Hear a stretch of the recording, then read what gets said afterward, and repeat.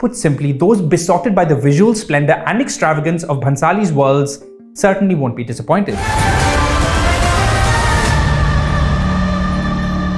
हीरा मंडी में अंग्रेजों का नहीं, मलिका जान का सिक्का चलता है. What does a Sanjay Leela Bhansali series look like? What happens when his blistering, blinding quest for beauty is channeled through a sprawling 8-hour narrative on the small screen? What does he do with long-form storytelling, which places a far greater emphasis on narrative progression, character development, and doing justice to the small while never losing sight of the bigger picture? A format where a filmmaker's signature style of spectacle alone, however stunning and seductive it may be, isn't necessarily enough. Just ask Rohit Shetty. Warning, mild spoilers ahead for the first episode of Heeramandi.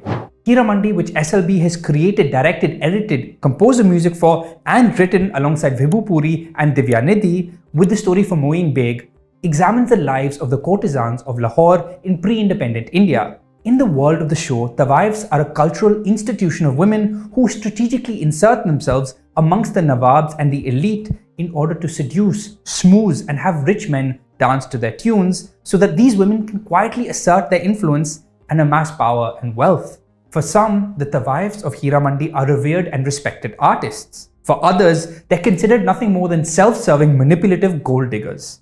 SLB's series centers on the goings-on within Shahi Mahal, a palatial kotha ruled by the ruthless Malika Jan, played by a formidable show-making Manisha Koirala. Malika Jan is the controlling, commanding, cruel matriarch with an almost self-destructive arrogance, as if she believes in her own legend. The women of Shahi Mahal, made up of her daughters, sisters, and nieces, operate under her unforgiving rule. The Tawaives here are trapped, caged women doomed to a life of no agency or freedom, commodities who are only as good as their performances and the desire and demand for them in the eyes of men. It reminded me of the sex workers of Kamatipura in Gangubai Kathiawadi. Like that film, I love the dignity, sensitivity, and reverence with which SLB views these women. A tale of warring courtesans, a doomed love story, and the plight of the freedom struggle against British rule. A whole lot is going down in Heeramandi, but more on that later. Once again, we get another stunningly composed, richly detailed, dreamlike SLB world brought to life by production designers Shubrata Chakraborty and Amit Ray's sprawling sets. Notice how cinematographers Sudeep Chatterjee, Mahesh Limai, Hustang Mohapatra, and Raghul Herian Dharuman frame the grace, dominance, and otherworldly presence of these ethereal women. The Tawaives don't arrive, they're unveiled. They don't walk, they glide. They don't speak, they declare. Even the way they laze around in bed reeks of majesty and grandeur. But the dazzling cinematography equally captures their sense of isolation, contrasting the lavishness and loneliness of this life. Put simply, those besotted by the visual splendor and extravagance of Bhansali's worlds certainly won't be disappointed. But for those of us hoping for more, it's a different story. Over its bludgeoning 8 episodes, Heeramandi asks, is beauty enough? For me, Heeramandi is SLB at his least exciting and accessible. While filmmakers like Hansal Mehta or Rajan DK take to the series format gloriously, in the case of Bhansali, in the absence of sharper, keener, more focused writing, the long-form structure just seems to underline and highlight his more challenging indulgences. I'd argue that SLB is at his best when he's curtailed, constrained, and contained to a concentrated feature film narrative.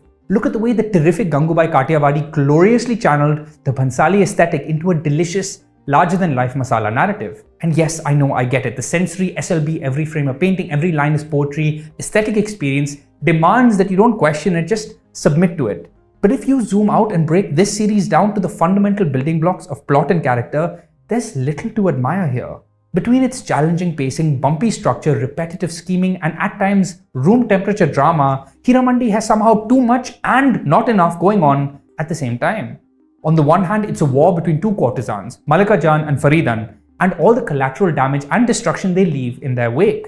The conniving, calculating Faridan, played by a fiery, immensely enjoyable, scenery-chewing Sonakshi Sinha, is out for revenge to settle an old score. As Faridan, Sonakshi brings a much-needed jolt of crackling energy to this world, but she only enters the proceedings after 2 long episodes. I particularly enjoyed the foot-tapping, delightfully shot Tilasmi Bahe song sequence where Faridan chooses to hit at Malika Jan by breaking every sacred tradition of hosting a mehfil by having men and women dance and drink together as Malika Jan watches on in horror. So basically, Faridan invented the house party. Look, in this world, you grab the joy and humor wherever you can find it. Like when one character suddenly dies as a result of what I swear was a traffic jam. Then there's the case of the quintessential SLB tragic love story. Love is considered the worst thing that can happen to a tawaif because even the most besotted men will never follow through, marry them and see them as equals. Malika Jan's daughter Alamzeb, played by Sharmin Sehgal, is set to make her debut as a tawaif, but she just wants to live her life and be free of this world. Alam falls for the son of a Nawab, Tajdar Baloch, played by Sincere Taha Shah. Theirs is a love that should have been the beating heart and emotional core of the series, capturing the happiness, dignity and freedom that is never awarded to these women. But there's a layer of stone-faced rigidity in Sharmin Sehgal's performance that I struggle to get past. Alam is a character you should just want to protect from the world, but instead she comes across as naive and merely going through the motions. I couldn't feel her plight, experience her pain or feel for her love as much as I wanted to. The fact is, there's no lack of delicious, compelling elements in Heeramandi. It's just that the writing doesn't seem to be able to recognize what the more promising plot points are and double down on them.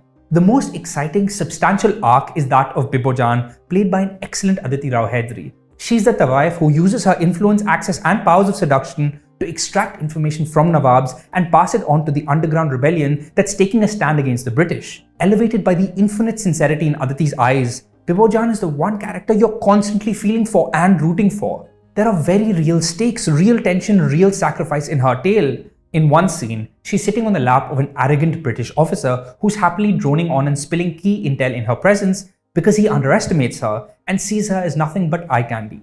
For me, Bibojan is the unsung protagonist of Heeramandi, and I'd argue that SLB needs a protagonist, a focal point, a central figure to build a narrative around.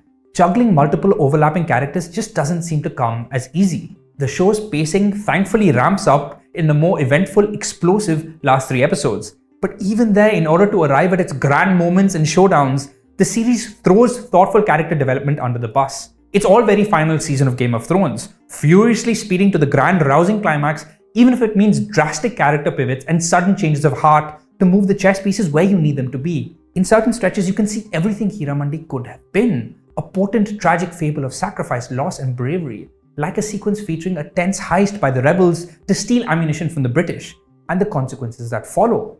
Waging a war against injustice often means losing a constant series of battles. In the end, Heeramandi is expensive. Come for the luscious fabrics, opulence, beautifully staged songs, violently shimmering clothes and jewelry, and gorgeous people, but stay for the I'm not entirely sure what really. The senses are stimulated, but the heart and mind rarely are. You can watch Heeramandi on Netflix.